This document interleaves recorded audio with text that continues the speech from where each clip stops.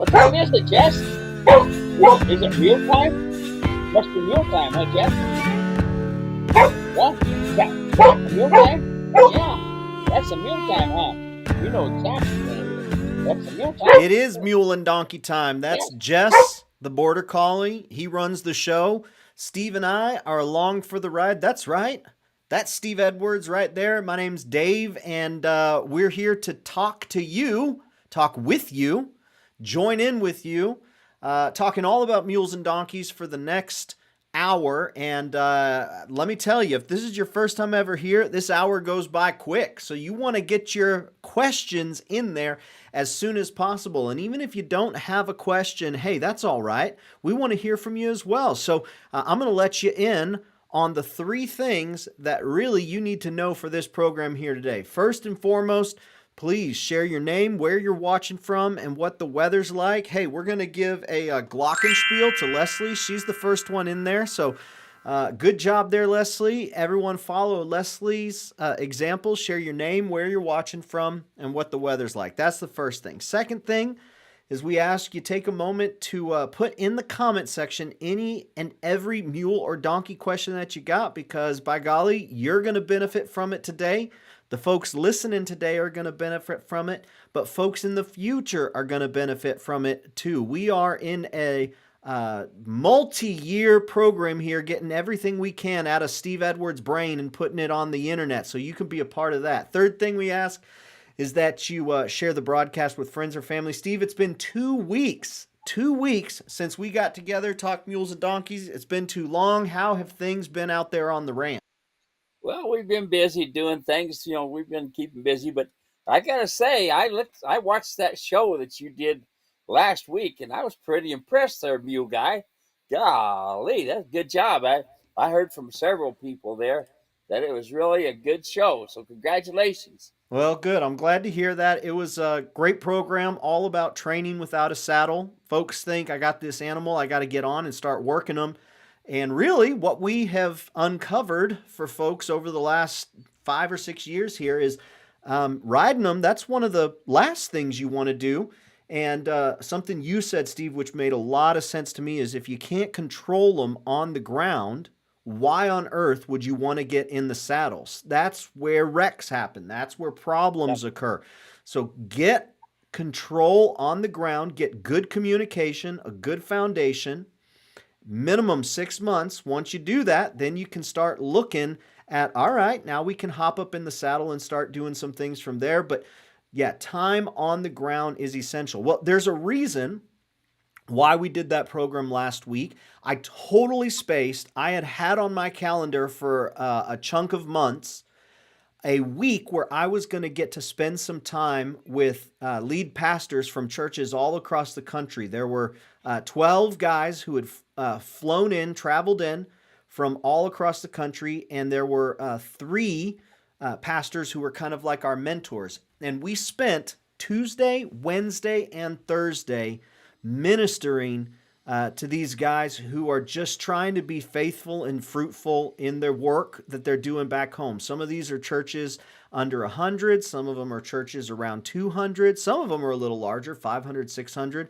But no matter the size of the church and no matter the place where they were coming from, they're just trying to be faithful and fruitful to the call and looking for some encouragement. And we got to do that. But Steve, I'll tell you what, it was really, really neat.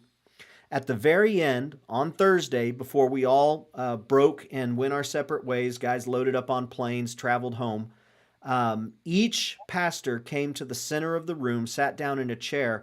One pastor prayed a blessing over them, and then another pastor would pray for them. And they went through all the pastors, and the only person left in the room was me. And they're like, Dave, get on over here. So they sent me over, and I sat down in the middle, and right there, they laid hands on me and they prayed. And so the guy on the right, that's one of my best buds, Luke. He's the pastor of my church.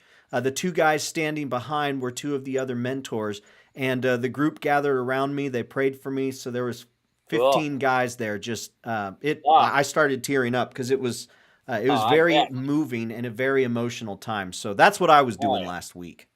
Good for you. Good for you. It's a lot of fun. But you know Yep. what else is a lot of fun? Talking mules and donkeys. And so Leslie's here watching from Houston, Texas. Cloudy and cool. Ronnie is watching from a cold Graham, Texas. Ronnie, Mac, and Chestnut. Or Ronnie McChestnut. There you go, all together. Is it one or three? We don't know. Linda from 67-degree Portal, Arizona. Good to have you here, Linda. Theodore is watching from Missouri. Ted, 9 degrees and snowy. Dean is watching from Billings, Montana. It's below zero and lots of snow. So right there, we got a pro weather forecast from Dean. Thank you very much, Dean. Linda is watching from Gordon, or from Conway, New Hampshire. Lots of snow and high winds. So stay down low. Keep underneath those high winds. Sharon is watching from British Columbia, Canada. Freezing here and snow, snow, snow. All that snow. Steve, first question of the day is going to come after I tell everyone that you're traveling to Columbia, Tennessee, Steve, this Oh yeah. April. Yep. Yep. Looking forward to it. In fact, I was just doing some texting to some of the people over there that are in charge, putting it together. They have their time frame set up, and we got a mule or two to work with. And per usual for me, they said, "Well, what kind of things do you want to do?" And I said, "I don't care. I just want to help whoever needs to be helped with. Just bring it on. I'm ready to do it." And they said, "Okay, no problem at all." So we got the mules. We're going to have some saddles there for you to look at. We're going to have some bits, and we're going to be answering questions. And not just the time frame where I'll be doing a clinic. If you got some stuff afterwards, or when you see me around the tent, we're going to have a tent there with all of our gear in it. Just come on up and ask the questions, or come on up and listen in, whatever it may be. But I've come a long ways to help you out, so show up. There you go. Long ways, show up. And you know what? That's April 3rd through 6th. That's in Columbia, Tennessee. I put a link to all the information in the chat. But if you're like, I can't wait. I gotta get time with Steve sooner. Well, then you can travel to Tuscumbia, Alabama, March 27 through 30. What are you doing in Alabama, Steve? But with a banjo on my knee, yes, sirree. Yeah, that's right. I'm going to be doing that, yes, sirree. I'm going to be training some mules. They've also got a lot of trails around there. I understand, and they got a really neat restaurant. It's underneath a waterfall. You can see it in the pictures. Here's this waterfall coming down, water coming down, and this restaurant's back up in this cave. So it's pretty cool thing to see. So I'm looking forward to seeing that. And again, we get to mess around with some mules, and they say they have between 300 to 400 mules there with people. I'd rather see just the mules. The people can just stay home, but that's all right. That's another story. How do you really feel? No, we like the mule people, and but it is hard when you got a whole bunch of mules there. The people just get in the way from putting on those shining glasses and seeing all those beautiful mules. So we're going to talk a little bit today about beautiful mules, how to take care of them. And Steve, the first question, this one was sent in by Grace. Grace says this was our first winter with donkeys, and our blankets were back ordered forever. So they just arrived 5 days ago, and we put them on the boys. Getting them on wasn't terrible. One donkey is a lot more skittish than the other, but we got them both done. But now they're scared of each other, like they don't recognize each other, and they've been unhappily running around the pasture or standing apart the last couple hours.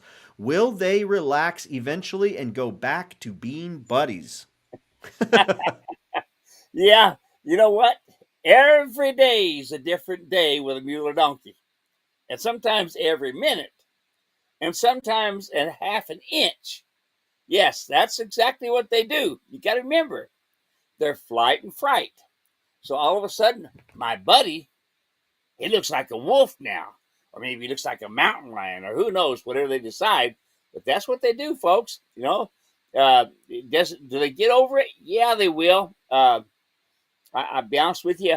The blankets make us look good, make us feel good. The donkeys, they could care less. Okay, and here's the problem: keeping them dry and keeping them keeping them clean because they'll roll in the mud and they'll drag them off. Anyway, it can be a mess. So be prepared for a lot of work trying to keep the blankets clean. Will they get over it? Yep. But one monster thinks they're chasing the other one, and that's the way it is. That's funny. That was the first thing that I thought. Every day is a different day Yep. when that one came up. And as I was reading it again, I was like, yeah, it's just in the nature. Good question. Thank you there, Grace. Appreciate that, Steve. We had this is actually kind of exciting. We had quite a few videos over the last couple weeks that have been getting several thousand watches. Well, one of them, it's not in front of me, but I think this one got like 10,000 or 20,000 watches.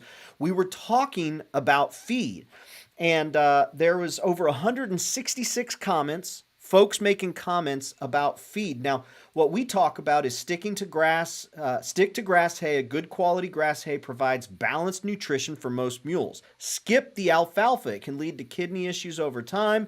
Unless your mule needs extra energy for heavy riding or cattle work, you can avoid it.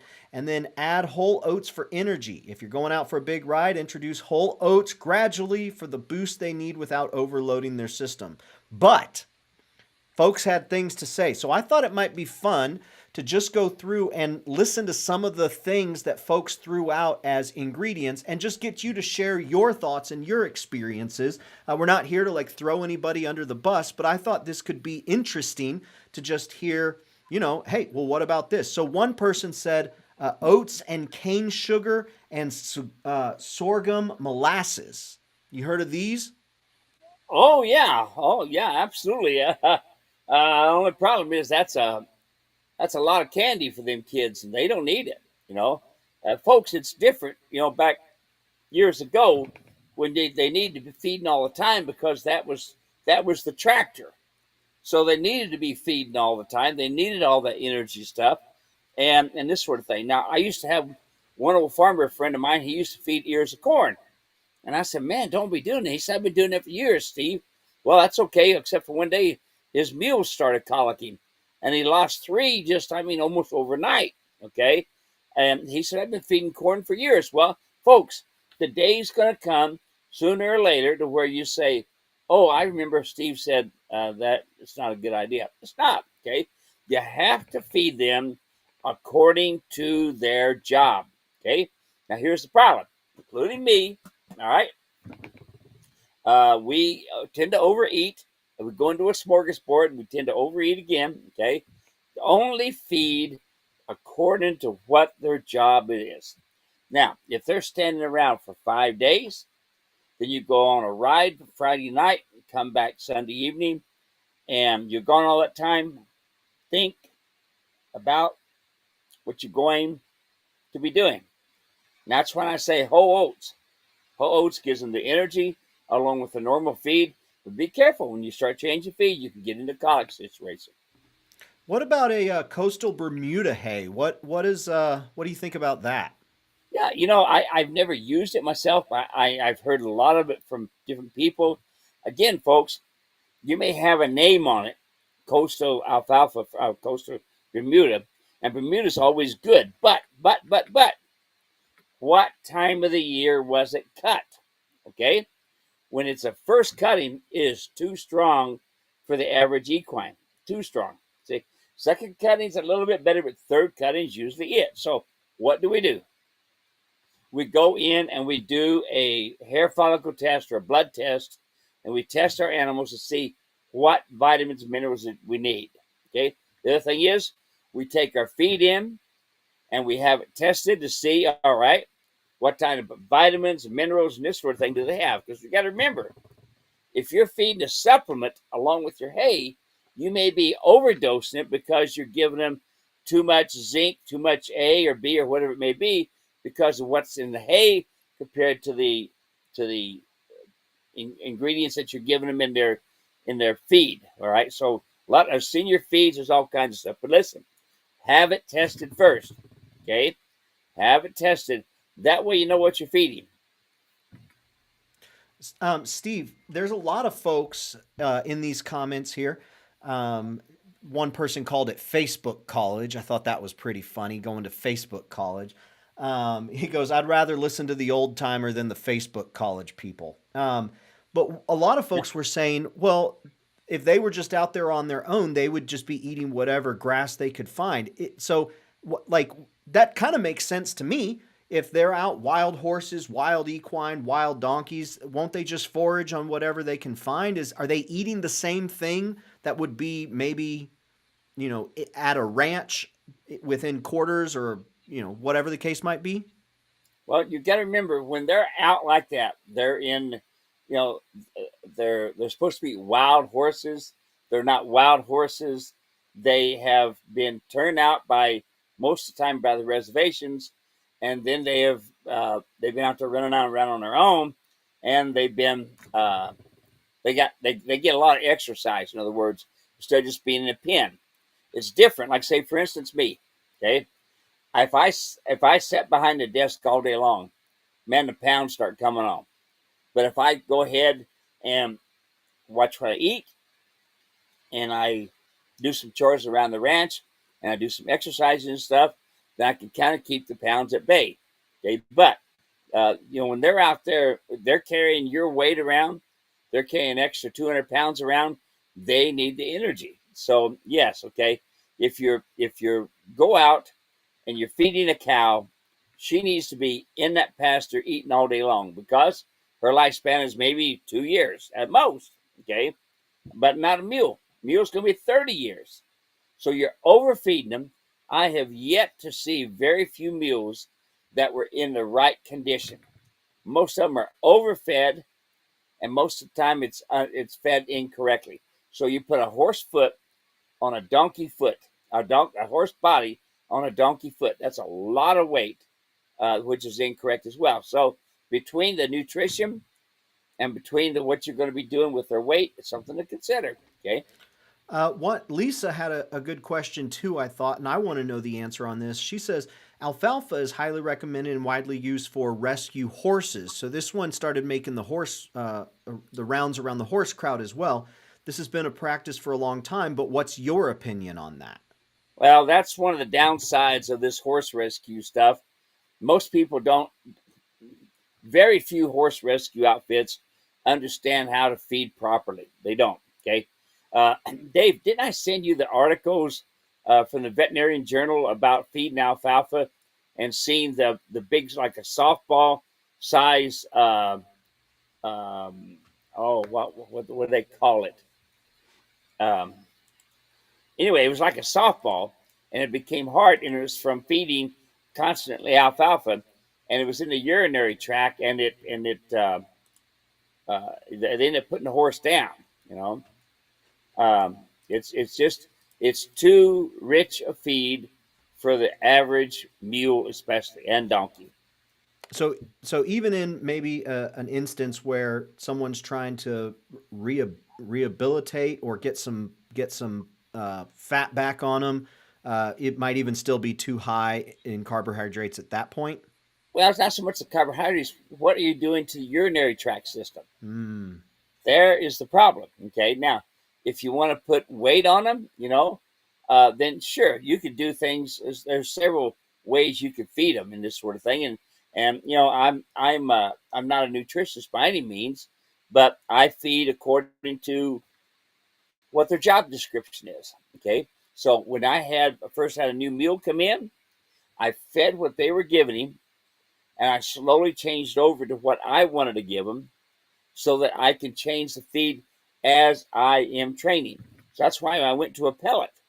A pellet is great. All thing I had to do was be sure of the blood test and what this particular mule needed in the way of what type of vitamins and minerals. Okay, and then in my pellets was already the vitamins and minerals. So I just added to the feed or whatever it took. If I had to, if they were like most mules are low on zinc. So if I had to, I can add a little zinc to it and then bring it up in place. Okay. So when you're training, especially, you want to be feeding them accordingly. That's interesting. Thanks for taking the time to share on that. I want to say hello to Lisa watching from Illinois where it's below zero. Tim is watching from Great Falls, Montana, below zero here as well. Merlin, my. Northwest Minnesota, is trying to beat all of y'all with a -8 degrees. Even got down to a -24 last night with a wind chill of 45 degrees. And what y'all don't know is that Merlin lives outside full time. He has sworn off everything but technology for the Mule and Donkey show. So he got a phone just so he could watch this, and he charges it at his local grocery store. Merlin lives out. No, I'm just kidding. I'm messing with you. Merlin, it's always good to have you here. Stay warm, my friend. Marcia is watching from Tyler, Texas. I've been to Tyler, Texas. Overcast and rain expected the next 2 days. Mm. Let's see. Leslie says, one of my mule gets nervous when we mount her sometimes. Her teeth have been floated and she seems fine. She is 98% of the time well mannered. What could this be? Okay, so here's what we want to do is we always want to think about preparing our mule for something. All right. Now I'm going to climb on my mule. I don't just climb on the mule. I prepare the mule. I give it my signal that I'm getting ready to climb on. First thing I do is I take a hold of the rein and I tip the head just a little bit to me so I can just see the left eye. The left eye then tells me that the left brain is now paying attention to me. Remember, they have a right brain and left brain. Remember, they don't have the cranial lobe. It tells the right side what the left side is doing, vice versa. So I tip the bridle to where it's just looking at me with the left eye, and then I get a hold of the horn and I shake it a little bit, and then I put my foot in the stirrup, my left hand on the mane, right hand on the horn, left hand has a little bit of the reins as well, and then I climb in the saddle. One of the downsides is they get nervous. The reason that they do that is because when you go to get on, you just climb on and they're trying to get their footing. They're trying to get balance to keep you to keep from taking their feet up off the ground. Mules want to keep all four on the ground. Okay, so what happens is if you don't prepare them and let them know, they will then they'll just catch them off guard, and then that kind of spooks them a little bit. So that's one of the things that I do to kind of help them get their mind that I'm getting ready to climb on and ride. Steve, I had another question. I accidentally X'd it out. I put links to picking up the feet, but it was about picking up the feet, and it was about building confidence, both for the mule and for the handler, building confidence in picking up the feet. And my thought, you tell me what you think here, but my thought was that's just an extension of ground foundation training. And so if you haven't been working on just little things of keeping them straight, holding still, if you haven't been working things on just a little bump to get them to back up or turning on the forehand, side passing, if you haven't worked on those things, just going straight to trying to pick up the foot, that might be a little bit more difficult to do that sort of thing if you haven't built a foundation. So doing all these little things, getting them to respect the come along rope, getting them to listen to you, your timing, and then after you've done that for several weeks and you really get some good response there, then starting to do things like teaching to cue them to pick up the foot, Mm-hmm. having the come along rope. And I don't know, is that a good way to approach it if you're having Oh trouble yeah. with that sort of thing? No, you betcha. You betcha. It's like everything else. I have a foundation for everything. Okay, steps as to how the mule should do it, dropping the head, picking up the feet, and this sort of thing. So with saddling, it's listen. 70% of our equine accidents is getting on and getting off. Okay, so you always want to prepare them and tipping the nose to the left and then shaking the saddle horn. When you first do your foundational training, of course, you're going to shake that saddle horn really heavy to take them off balance, and then they'll get their grip. And once they get their grip, then they'll say, okay, anytime he shakes the horn, he's getting ready to climb on, and I've got to be prepared. Awesome. Want to say hello to, let's see, Beth is watching from Burdett, South Australia. Good to have you here. 26 degrees Celsius. Lovely day, but needs some rain. Let's get some rain in Australia. Leslie Ooh. asked the question, what is cold back? Cold back. Cold back is an old term of an animal that when you go to put a saddle on them, they raise all up and they get all kind of worried, and you cinch them up and they stay all puffed up and humpback. It's from using poor fitting saddles, but it's basically just a term for a mule that has a sore back. Awesome. Won't Thanks, work. Leslie. We're learning new things here. Marcia says, I give senior horse feed to my 5-year-old mini donkey when pasture is slim. Pasture is scrub grass about 1 1/2 acre. Does that sound okay? Well, we have a plant here called Fillory, and it's all over the desert, and it's only about this tall, and it has kind of a purple flower on it. You can always see that time of the year when the Fillory is out. The cattle, their nose is almost purple on the end. Cattle can handle it, but that's the best time for equine to get foundered is during Fillory time. Fillory is just a small little tiny grass, but it is packed full of nutrients. So you want to be careful. Just because they look like there's not much out there, they can still get a founder and get a grass founder as well. Uh, Ken is watching from Patton, Missouri, 10 degrees and expecting 11 inches of snow tonight. Bad, bad, Oh my! bad.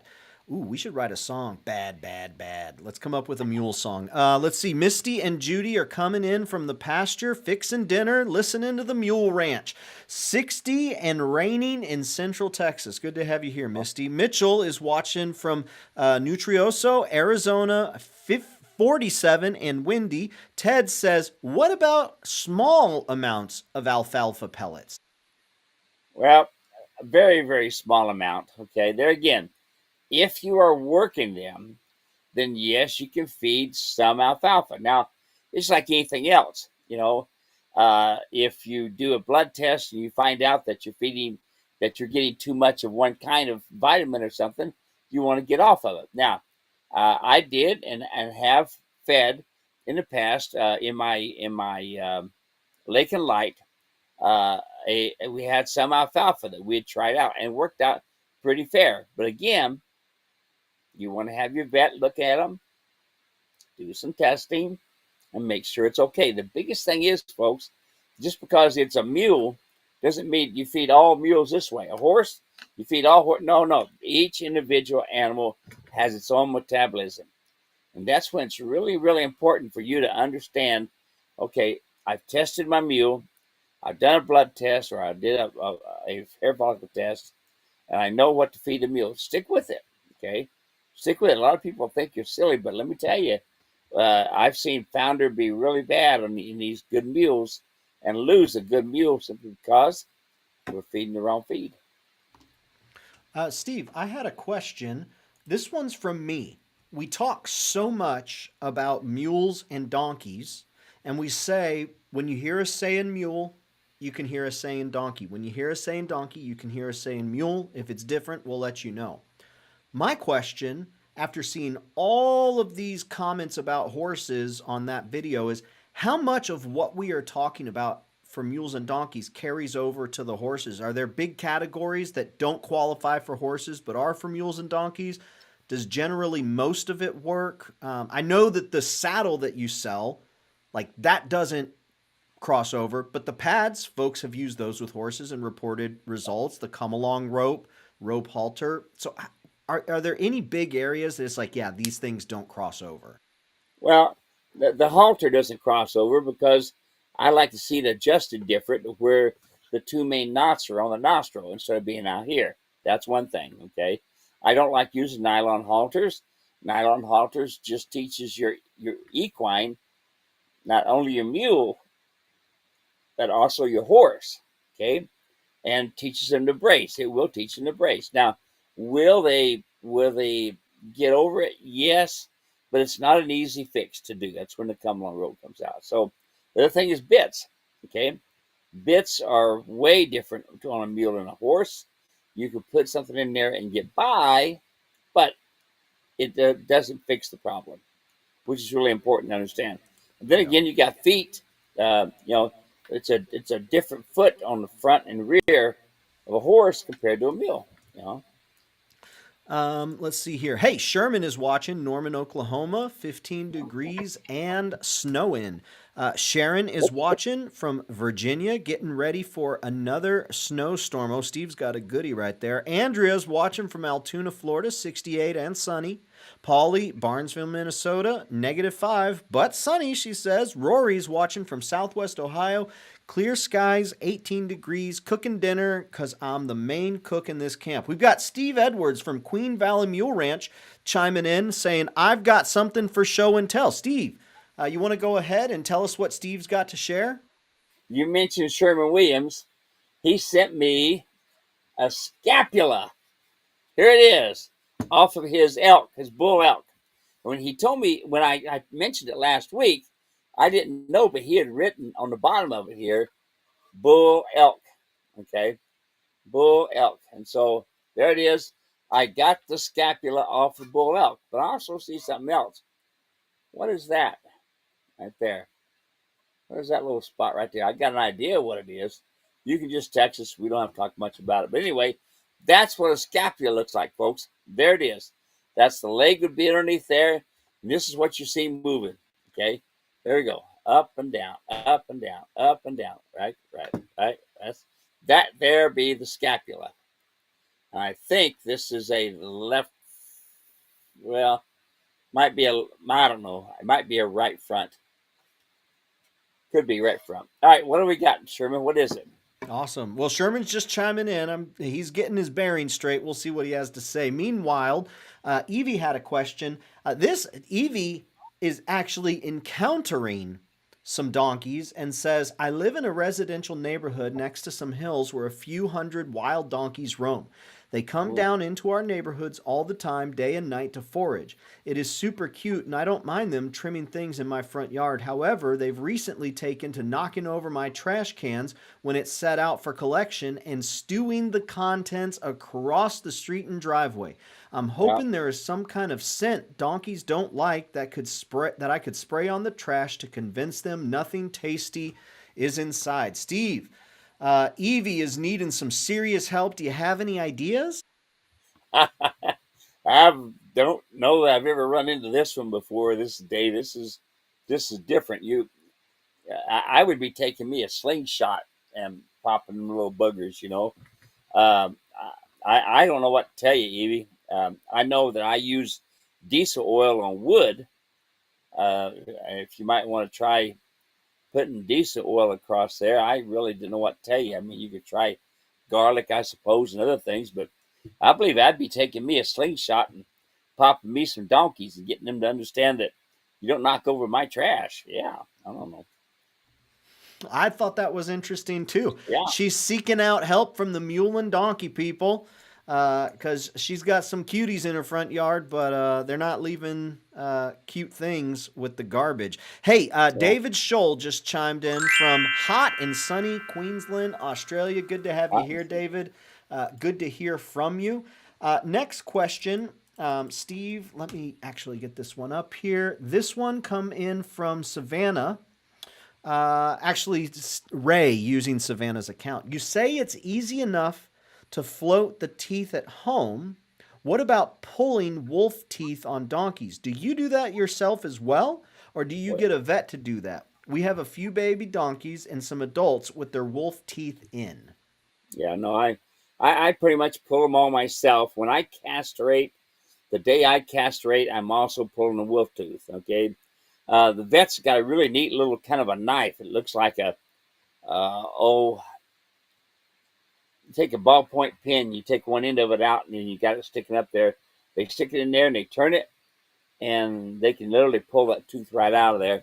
I've used uh, pliers. I've used needle nose pliers as well to pull them out, and they're pretty simple to do. Once you pull their tongue out and hold it, you can pretty much pull the teeth without much problem. Awesome. Next question. This one comes in from Holly. Would you possibly be able to go over how to gentle a previous abused mule? I cannot touch him, past his head and shoulders without him becoming very defensive.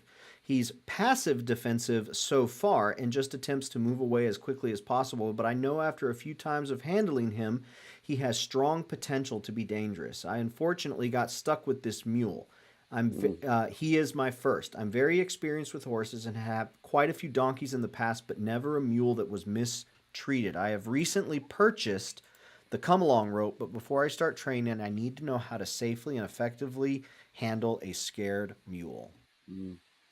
Well, a scared mule can hurt you just as quickly as a mean mule. Okay, because they just they're fearing for their life. So that come along hitch is my favorite tool to get anything right. That's going to be the deal. And then keep them in a small pen. 10 by 20 would be you know be as probably as big as I want to go. 10 by 10 works even better, but 10 by 20 works pretty good. So I would use that, and then get the come along hitch on there. When you put the come along hitch, it's going to change everything. Do not change and put them out in a pasture area. Keep them in a small pen.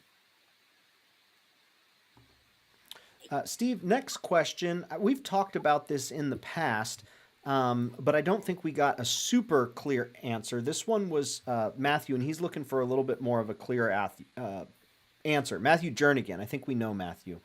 Um, I'm still enjoying the two saddles from you. If you remember, Pedro, one of my mules, nearly died of colic. Well, my other mule, Polly, who has been an amazing mule that I put my kids on many times, threw off my best friend, a customer of yours, Adam, who has rode all his life. He got his dog lead caught in the horn, so riding her out didn't go as planned. It was a crazy turn of events, but what we all figured out was for the first time we had carried dead game together. We took out the Oh, fox squirrel and she went crazy again. Even at the smell of his game bag without the squirrel threw her off. We ended up taking his game bag and the squirrel and put it on Pedro to get back. She rode fine going out. When we got back to camp, I held that squirrel up to her and she still acted scared, but I went over to the treats, grabbed a couple and held the squirrel up again and she got to where she'd come up to the treat. What is your suggestion? Is there a fix to being scared of dead game? no, it's not really a fix. I've had them. I've had some of them, like my wife's mule. She had no problem at all. We'd put the elk meat or deer meat in the bags and we put it on. Then one day I had an elk that she was not about to take. I mean, she had taken a lot of elk over the years, but this time in particular, she said, "Nope, ain't gonna happen." So every day is a different day, and every way is a different way to a mule. So don't think I'm going to train it. It's not going to go for. It's going to do all the dead things from now on. Nope, it's not going to happen. One day there's going to be something different about it, and they won't do it. All right. Misty says, I have noticed donkeys are like goats, but I think they are just bored and being nosy. And I'm being nosy. Is that what she's saying? Ours will do stuff like that at times. Just bored and being nosy. Ours will do that sometimes. With the trash cans, do they just get bored? Well, they do get bored, but I don't have trash cans near my mules. But these donkeys, are looking for something to eat. I would imagine. I don't know. If I know I've got animals that's going to be around to knock my garbage cans over, I'm going to be careful about where I put my garbage cans. And it could be they were just playing and knocked it over too as well. But I'd get slingshot out, bing, you know, and that'll do the trick. Steve, this one comes in There from he is. Mo. Mo says, we've had our female donkey, Maggie, 7 years for about a year and a half now. When we first rescued her, she was skittish, but she would still let us in pet and the occasional hug. Where I think we went wrong was at the first farrier visit. The halter wasn't really the issue, but she very much resisted being held in place by the lead and got pretty upset and insistent. We let it go because Mm-hmm. her hooves were fine. Since then, she is very curious and not ever aggressive. She will take treats from our hands, but she will not let us touch her. She backs away and leaves if we push at all. Other than being gentle around her, giving her treats, patient, what do we do? How do we gain her trust? She needs her hooves trimmed, but she won't let us handle her. What's the best way to work with her? Again, Generally sweet and extremely curious. She'll come straight to me, but she doesn't want us to touch her. Any advice? Thank you. Well, she needs to be put in a smaller pen. Okay. These animals, we've got to do vet work on them and got to do trimming and stuff. Especially with a donkey, it's really quick and easy to do a hoof founder. It's really quick and easy to get them grass foundered as well. So, uh, I see it's in a pretty good sized pen there. I put it in a 10 by 10 pen, and I would go in there and I would stand in the middle and I would just toss the rope around, the come along rope, toss it around at them when they're moving around, toss it on. And then when they stop and look at you, then walk over slowly and work on it. Now we have a video about approaching animals in a pen that I think Dave can leave you, and I think it'd be really good for you to watch. I had a husband and wife team here that I was helping, and their approach was incorrect. But after a while, they got the approach really good when I started showing them the different things that they were communicating with. So if I understand you correctly, with cute mule right or cute donkey right there, what I hear you saying is to get them to kind of calm down before anything else. Just go in there, make them uncomfortable, use the rope to make them uncomfortable because of course Yep. they don't see a rope. They just see that rope as an extension of you. So it's not, oh, there's Steve and there's a rope. It's no, here comes Steve and Steve's doing something scary. So once he calms down, then at that point you can go ahead and approach. And is the idea there that Fluffy will be more receptive to whatever has to be done because he kind of calmed down and maybe you wore him out a little bit? Well, wore out a little bit, calm down a little bit too. You betcha. So the idea of this is that yes, is the extension of your hand. So when I throw that rope out, that's actually my hand touching, and you can see the mule goosey, donkey goosey, and things like this. All right, but as you progress, you'll get to where you can go right on up, pat on the shoulder. Remember, always where people make mistakes is they go to the head to visit with them rather than the shoulder. Always approach the shoulder, even on your well trained, good mules and donkeys. Always approach the shoulder. It's your neutral zone. So you're going to have to get to where you can do that. Now, there again, you've got to have them in a small stall to be able to do this. And yes, it's going to be some kind of quote tough love, and they can scratch themselves and hurt themselves running back and forth, and it's what they'll do. They're kind of back and forth, but they will get over it. Okay, but you got to toss the rope on them. Let that be the extension of your hand, and eventually you'll get to where you can go right on over and start working with them, petting and scratching. That makes a lot of sense. I appreciate that. Hopefully that That one helps you there. video that we have, that, Yeah, that yeah. Let's see. I actually got that, and then I asked your follow up question: how to approach a mule on your terms. I just put that in the comment section, folks. You can check that out, and let yeah. me update my reply to Mo. Awesome. Let's see here. Mac says, "What's the best way to catch a mule who knows what a halter is? He's been turned out and does not want to be caught." I think that's the first problem is that he's turned out, right? Yep. Yeah, absolutely. And listen, when they see a halter, they should come running to you, okay? And put the nose right in the halter. Now, this is where I wouldn't mind using a treat, okay? Only because I'm trying to teach them the cue that when I have the halter, you take and come running to me. Now we'll take a on the ranch, we'll take our morals and we'll put our morals on them. When they see those morals, they know they're going to get their oats, and they come right on over, and they're willingly doing it. Okay, you can get them to the point of when you show them the halter, at the same time, bring a nose piece, and let them get a nibble, and they know that when they see the halter, they get a nibble, and it'll be to your advantage. Awesome, Steve. Betsy sent in a message on YouTube. Says, "I'm selling two mules. I don't know where to list them. Any suggestions? Do you have any suggestions on where? I mean, we really don't get into Betsy into the buying and the selling, just Yeah. because we're remote. We're not there. We're not with you. We don't see the animals. We don't smell the animals. We can't pet the animals. We can't size them up.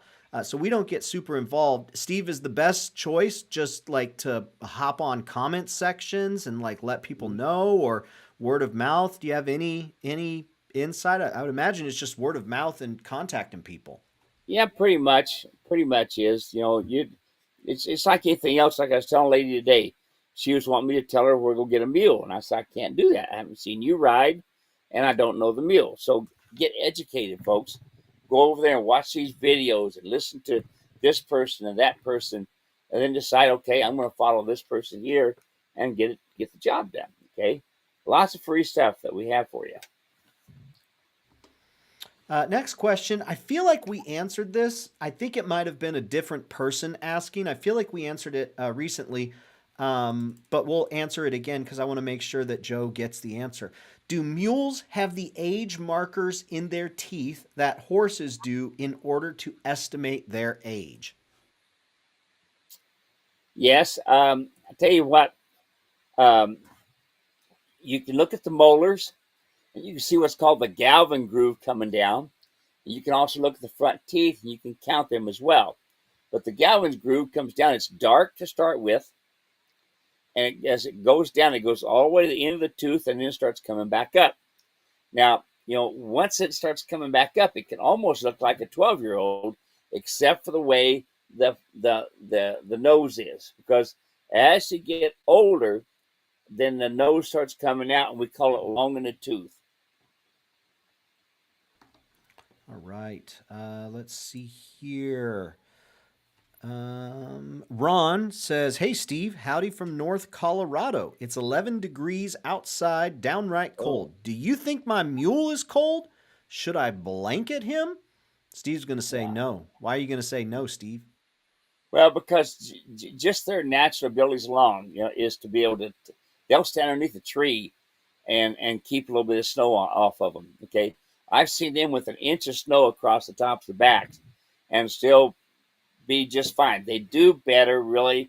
They do very good without any type of blankets. Again, we go back to the wild horses, and this sort of thing. They don't have any blankets on them. Elk don't have any blankets on them.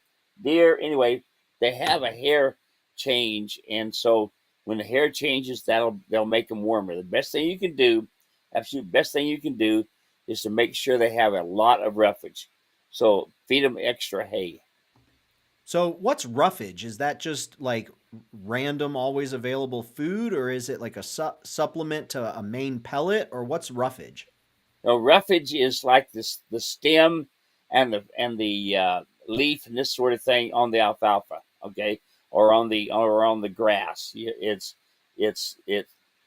that stem, that part of the grass, is called roughage, and it tumbles around inside the intestines as it's going down to the stomach, and as it does, it makes the intestines move around. Then you have a happy mule or donkey. Awesome. Thanks for that. Appreciate it. Hey, Steve, do you remember this picture? Oh yeah, So, a couple weeks yeah. ago, folks, at the very beginning of this hour, I told you I had something on my calendar for months in advance, and I forgot about it until the week of last week. So, we didn't have our live broadcast. But 2 weeks ago at the end, Steve, you said, "Hey, what's the problem here? What am I looking at here? That's the problem." And Steve, we had somebody send in and provide some insight into what the problem is. Do you want me to go ahead and read off what they're looking to win a hat? Steve is what they're looking for. Well, I've got a hat. Let's hear the winner now. Okay, Sure, go so go down. I know Leslie threw in a lot of things. yeah, so the one I got here was from Marika. Says number one needs a britchin. Number two, the rear cinch looks too loose and should be tighter than the front. And then number three, the rope halter should be adjusted to 2 fingers above the nostril. That's all I got. I still don't have my mule, but thanks for teaching me so much. I want to win that hat. Good job. Good for you. Good for you. So anybody else? Let me see. I Well, think I have. Leslie had got in there one time, and she threw a whole bunch of stuff. I mean, she could see that the breast collar was incorrect. She could see it was a square skirted saddle. She could see that the cinch was up underneath the leg. She could see there wasn't a breeching. I mean, Leslie just laid it out there. I don't know how. Where did you see that? Did she text you that? I'm trying to find it. Yeah, the email. I thought Oh maybe I. yes, yes. I do have it here. I do have it here. Yeah. Okay. Leslie said the breast collar is not attached to the cinch underneath and looks like it's not attached to the horn. The saddle's too far forward. Saddle is not a mule saddle or horse tree. Is not a mule saddle. It's a horse tree. It's not a halter look like a Bozal nose piece. What's good? The mule's agreeable. The stirrups are nicely turned, perfect for riding. He had a cinch hobble. Thanks. That was fun. Let me see if there. I did get that one, and I think. And Dave O'Brien, hi guys, here's my opinion of what's wrong and what's right about this mule in the pickup truck. The mule is standing still, mostly square. There is a rear cinch. The bad, the halter is adjusted wrong. It's too high on the nose, and there are no nose knots. The bit is hard to see. It's a mule rider's martingale, maybe? It doesn't look like a double twisted wire snaffle bit to me. The saddle is too far forward. It is a horse saddle. Both cinches are too far forward. There is no britchin. It is a pulling breast collar that will irritate the mule's shoulder, not Steve's type. And I think that those are the ones that we got in there, Steve. Good deal. All three of them are really good. They were really good. Tell you what we're going to do. I want you all three to send me your text with your address. I'm going to send you all three a hat. Hey! Hey, That's awesome. Y'all reach out to Steve, and I'll send a reply on the email too. Reach out to Steve. He'll get you fixed up. There was one thing, Steve, that I noticed. I think yeah. maybe you might have mentioned this, and that's why I noticed it. But to me, it looks like a dog and pony show. Well, I mean, it's nice that they can jump up in the pickup truck. But let me tell you, folks, 40 years ago, before we really had horse traders like we got now, this is what we used to do. We jumped them in the back of the truck. We went out to where we were working. We unloaded them out of the back of the truck, and we went to work.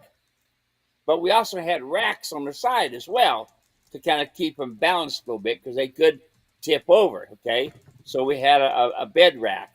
But yeah, it's a dog and pony show. Listen, folks, you can only, you know, yes, it's a good looking mule. Yes, the hip is higher than the shoulder. Yes, he's got a keen head, nice clean neck, and this sort of thing.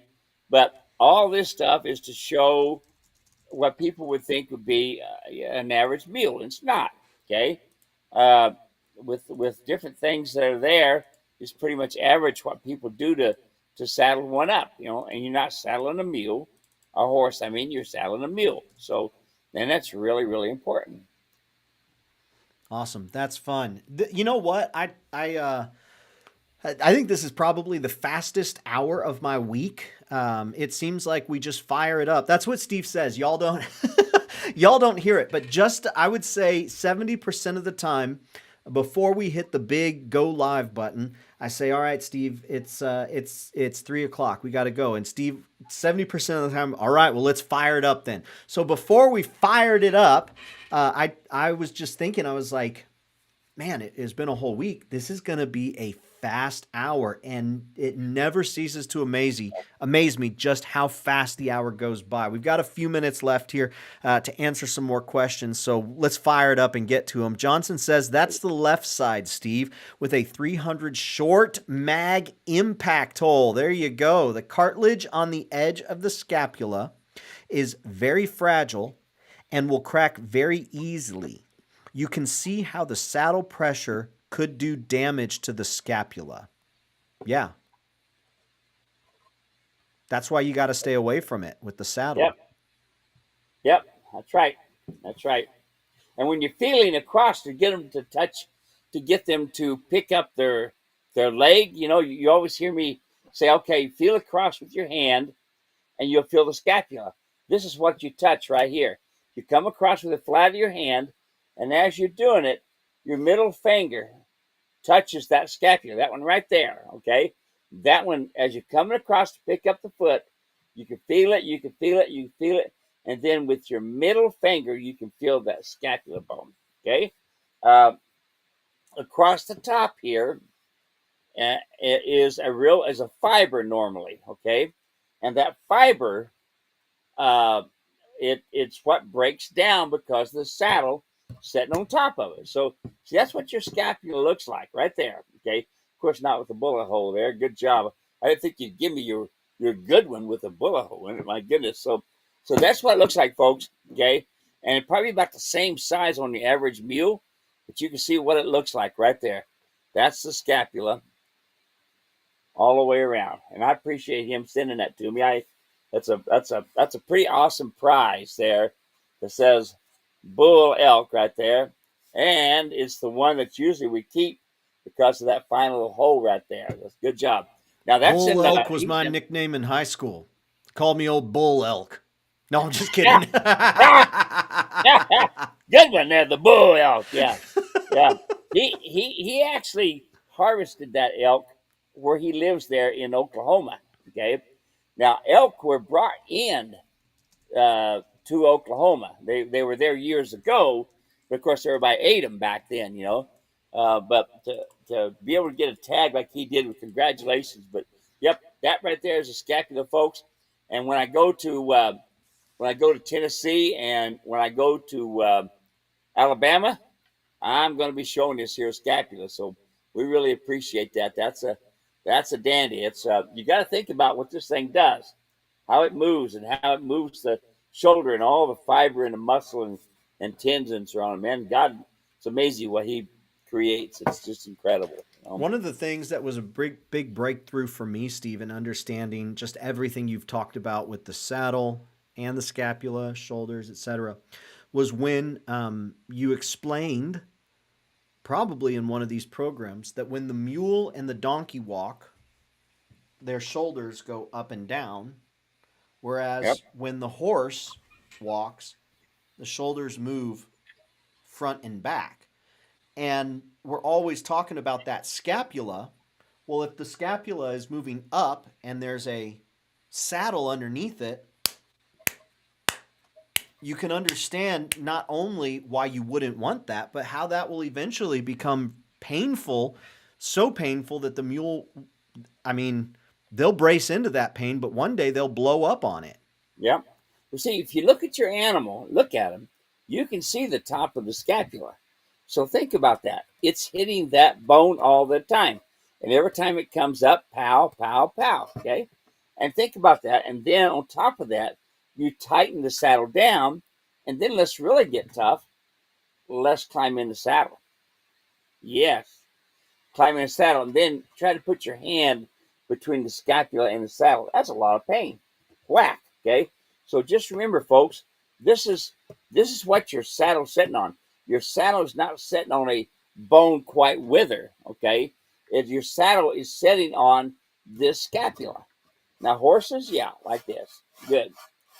Okay? Mules, there you are. Okay?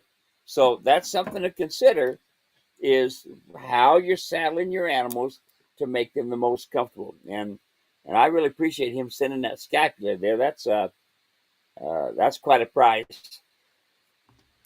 Steve Kim sent in a message, says, I've had my 6-year-old Molly, and she's got my heart. I can't say enough good about her. She's recently developed a weaving problem. She is farm raised and handled daily, was broke at 3 years old, turned out to grow for some 2 years, and then started riding her again this past fall. She turned 6 in September. While her large stall is 16 by 16 in the barn with her 3 herd mates, she weaves to the point of distraction when I'm in view. If I am cleaning the barn, working with another mule, she weaves unceasingly. I've videoed her, and the minute I leave the barn, she stops. Why is she doing this, and how do I correct it? Don't worry about correcting it. You got a mule that wants to spend time with you, and you got a mule that wants to go. My Tom and Katie were Shire mules. They were 17 hands high, dark bay with stocking legs, and they would stand at the wagon every morning. I mean, at the gate every morning, back and forth. Let's go. Give me a job. I want something to do. I'm tired of standing in this corral. Let's go get a job. Let's go get something to do. That's what that mule wants. Man, give me a mule like that any day. Can't wait to go with you. Can't wait to go ride him. Does not going to be lazy and sitting around the corral. That mule right there is a true Republican. He wants to go to work. Hey, all right. We've got last question of the day from Ted.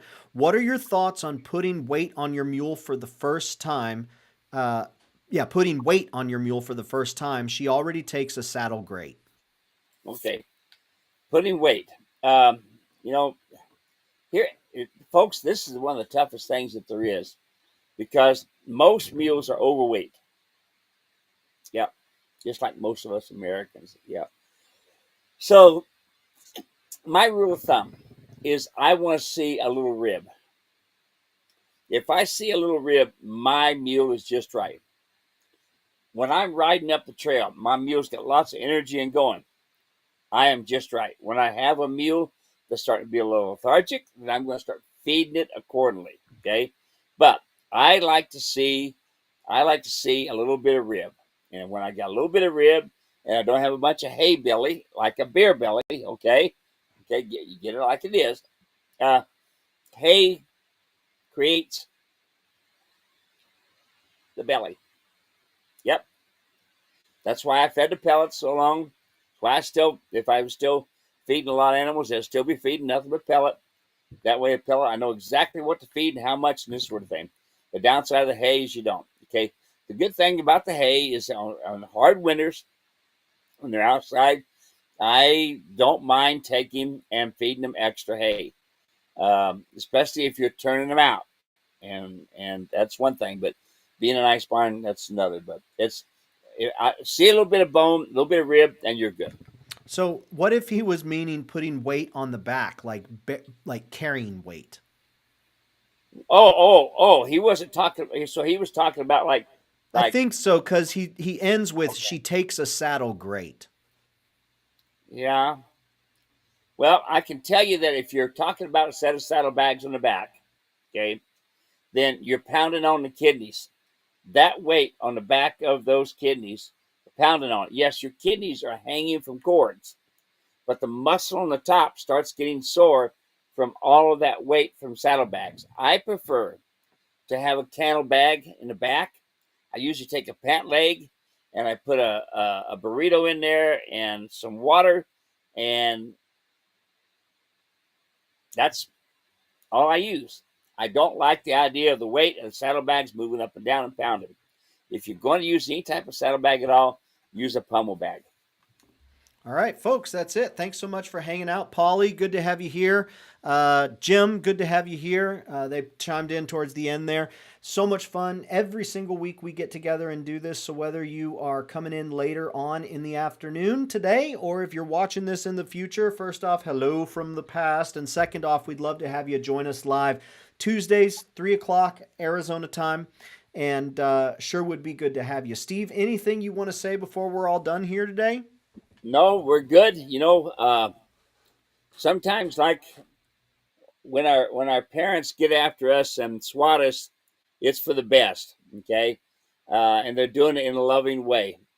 Right now, I believe the creator of all heaven and the universe is trying to get the United States of America straight, okay, and to get them going in the right path.